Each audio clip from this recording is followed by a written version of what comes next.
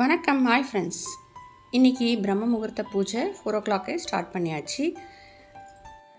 காலையிலே எழுந்து குளித்து முடித்து வாசல் தெளித்து நாம் இந்த பூஜையை மேற்கொண்டோம்னா எல்லா நன்மைகளும் நமக்கு கிடைக்கும். இந்த பிரம்ம முகூர்த்தத்தில் எழுந்து இந்த மார்கழி மாதத்தில் நீங்களும் செஞ்சு பாருங்கள்.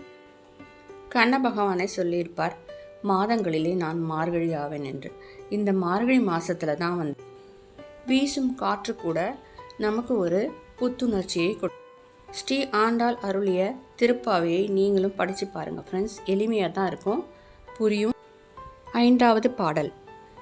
மாயனை மண்ணு வடமதுரை மைந்தனை தூய பெருநீர் யமுனை துறைவனை ஆயர் குலத்தினில் தோன்றும் அணிவிளக்கை தாயை குடல் விளக்கம் செய் தாமோதரனை தூயமாய் வந்து நாம் தூமலர் தூவித் தொழுது வாயினால் பாடி மனதினால் சிந்திக்க போய பிழையும் புகுத்தருவான் தீயினால் தூசாகும் செப்பேலோ எம்பாவாய்.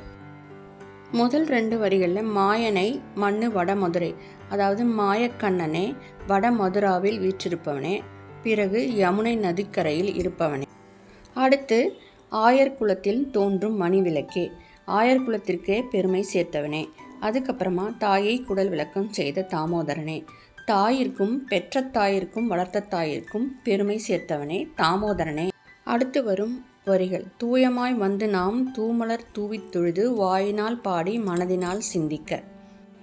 அதாவது நாம் இறைவனை வணங்கும்போது, இந்த கண்ணனை வணங்கும்போது, பாவை நோன்பை ஏற்கும்போது நாம் தூய்மை அடைகிறோம் என்பதை சொல்ல வருகிறார் கோதை நாச்சியார்.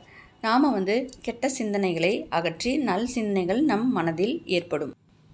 தூமலர் தூவித் தொழுது வாயினால் பாடி மனதினால் சிந்திக்க. மலர்களை அவன் பாதத்தில் அர்ப்பணித்து நாம் பாடி அவனை மனதில் சிந்திக்கவும் போய பிழைகளும் புகுத்தருவான் தீயினால் தூசாகும் செப்பேலோ எம்பாவாய். அதாவது நாம் முன்பு செய்த பிழையும், அதாவது பாவங்களும் நம்மை விட்டு விலகும் என்பதை அழகாக சொல்லியிருக்கிறார் கோதை நாச்சியார். அதாவது தீயிலிட்ட தூசாகும், அதாவது நம் செய்த வினைகள் பாவங்கள் அனைத்தும் தீயில் போட்ட தூசை போல விலகிவிடும் என்பதனை, நம் இந்த கண்ணனை, இந்த இறைவனை, இந்த நோன்பை ஏற்றுக்கொண்டால் எல்லாம் நம்மை விட்டு விலகும் என்பதை அழகாக சொல்லியிருக்கிறார் ஸ்ரீ ஆண்டாள். நாம் இந்த கண்ணனை, இறைவனை எப்படி போற்றி வணங்க வேண்டும் என்பதனை அழகாக சொல்லியிருக்கிறார் இந்த பாடலில். நம்மை விட்டு பாவங்கள் விலகவும் நாம் இறைவனை வழிபட்டு இந்த பாவை நோன்பை ஏற்று நாமும் எல்லா நன்மைகளை அடைவோம். ஃப்ரெண்ட்ஸ், நீங்களும் இந்த பிரம்ம முகூர்த்த பூஜையில் திருப்பாவையை படித்து எல்லா நலங்களையும் பெற வேண்டும்.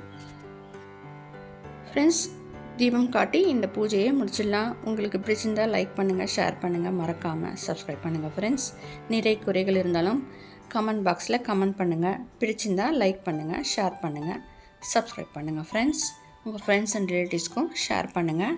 தேங்க்யூ. தேங்க்ஸ் ஃபார் வாட்சிங்.